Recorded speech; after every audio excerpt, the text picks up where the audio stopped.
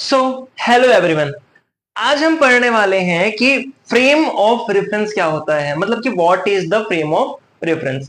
सो देखो क्या होता है ना कि कोई भी बॉडी में, ठीक है, मोशन हो रहा है या फिर वो रेस्ट पे है। इसको जब हम किसी एक पर्टिकुलर पर्सन के थ्रू या फिर पर्टिकुलर ऑब्जेक्ट के थ्रू ऑब्जर्व करते हैं, ठीक है, तो ये जो फ्रेम क्रिएट होता है इसको हम क्या बोलते हैं? Frame of reference. ठीक है, मतलब कि the system through which we can specify the position और the motion of a body is called the frame of reference. ठीक है, लिख भी देता हूं मैं एक बार। ठीक है, मैंने क्या बोला? The system through which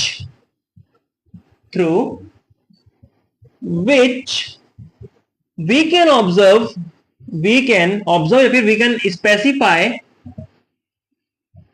the position or the motion of a body is called the frame of reference. अब देखो क्या होता है ना कि फ्रेम ऑफ रेफरेंस जो है उसके दो प्रकार होते हैं। कौन कौन से दो प्रकार होते हैं? पहला होता है आपका inertial frame of reference, second होता है आपका non inertial frame of reference. ठीक है, तो इनर्शियल फ्रेम ऑफ रेफरेंस क्या होता है कि अगर कोई भी बॉडी न्यूटन्स के लॉ को फॉलो करती है। न्यूटन ने क्या बोला था कि अगर कोई भी बॉडी रेस्ट पे है तो वो तब तक रेस्ट पे रहेगी जब तक उसमें एक्सटर्नल फोर्स नहीं लगाया जाता। और उन्होंने ये भी बोला था कि अगर कोई बॉडी मोशन पे है तो वो तब तक मोशन पे रहेगी जब तक उसमें कोई एक्सटर्नल फोर्स नहीं लगाया जाए। ठीक है, तो अगर ये जो लॉ है, ये जो न्यूटन ने हमको बताया था, अगर ये एग्जिस्ट करता है, ठीक है, अगर ये जो न्यूटन का लॉ था ये अगर एग्जिस्ट करता है तो क्या होगा? मेरा वो जो फ्रेम होगा वो क्या कहलाएगा? Inertial frame of reference. But अगर वो न्यूटन्स लॉ को फॉलो नहीं करता है तो वो क्या कहलाएगा? आपका non inertial frame of reference. अब हमने अभी तक ये जाना कि थ्योरेटिकली हमें फ्रेम ऑफ रेफरेंस क्या होता है, दो प्रकार जो होते हैं वो क्या होते हैं। अब हमको इसी चीज को मैथमेटिकली प्रूव करना है कि ये जो है ये क्या होता है, इससे कंडीशंस क्या हो सकते हैं, इन चीजों को हम देखने वाले हैं। ठीक है, तो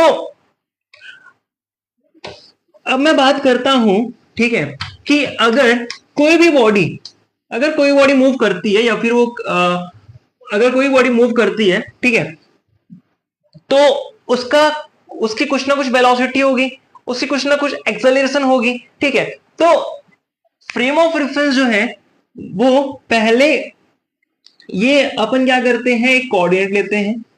ठीक है, हमने क्या किया? एक कोऑर्डिनेट लिया। ये हो गया मेरा एक्स एक्सिस, ये हो गया मेरा वाई एक्सिस, ये हो गया मेरा जेड एक्सिस। अब देखो इसमें, ठीक है, एक पार्टिकल है पी। ठीक है, अब मुझे तो नहीं पता कि ये एक्स एक्सिस से कितना ट्रेवल किया है, वाई एक्सिस से कितना किया हुआ है, फिर जेड एक्सिस से उसने कितना ट्रेवल किया हुआ है। तो मैं क्या करता हूं, इसके जो कोऑर्डिनेट्स है उसको लेता हूं X Y and Z coordinates. ठीक है, अब यहां से यहां तक अगर मैं देखूं, ठीक है, तो ये हो गया मेरा क्या? आर वेक्टर, मतलब कि रिजल्टेंट। ठीक है, और हमें तो ये चीज पता है कि अगर मुझे इसकी वैल्यू चाहिए होगी, आर वेक्टर की वैल्यू अगर चाहिए होगी तो वो क्या होगी? आई cap x plus j cap Y plus k cap Z. अब इतना होने के बाद अगर मैं आपसे पूछूं कि what is the velocity of particle P, ठीक है, तो आपको मुझे बताना होगा कि इस पार्टिकल की वेलोसिटी क्या होगी। और ये हम कैसे बताएंगे कि भाई अगर इस रिजल्टेंट को, ठीक है, मैं क्या करता हूं, इसको अगर मानता हूं क्वेश्चन नंबर 1, ठीक है, इसको मानता हूं क्वेश्चन नंबर 1, तो अगर मैं इक्वेशन नंबर 1 को क्या करूं, differentiate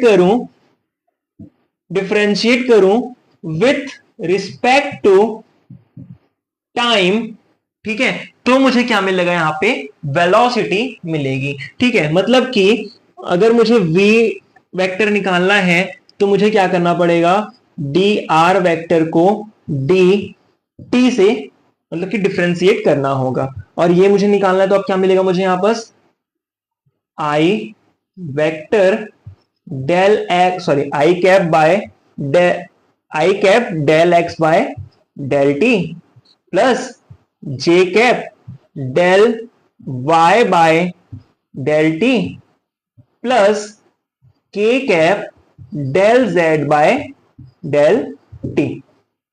now what if I ask you कि व्हाट इज द वेलोसिटी, हमने निकाल लिया, अगर मैं पूछूं आपसे कि what is the acceleration of the body या फिर what is the acceleration of particle P, तो मुझे क्या करना पड़ेगा, अगर मुझे एक्सेलरेशन निकालना है तो मुझे पता है, हमने पढ़ा हुआ है, ठीक है, कि अगर मैं वेलोसिटी को टाइम के रिस्पेक्ट में क्या करूं, डिफरेंशिएट करूं, तो मुझे क्या मिलता है, एक्सेलरेशन मिलता है। मतलब कि अगर मैं del square R upon del T कर देता हूं तो मुझे क्या मिलेगा, एक्सेलरेशन मिलेगा।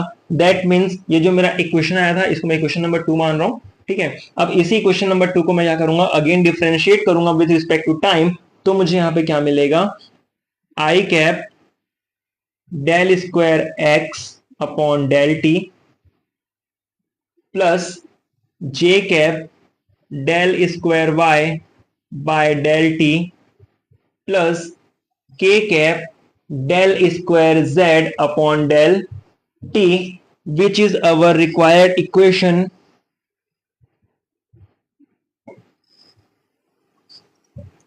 ओके, ये हमारा था क्या, सिर्फ और सिर्फ फ्रेम ऑफ रेफरेंस में ये देखना कि वेलोसिटी कैसे निकालनी है, एक्सेलरेशन कैसे निकालनी है। अब इनर्शियल फ्रेम में क्या कंडीशंस बनते हैं ये हमको देखना है।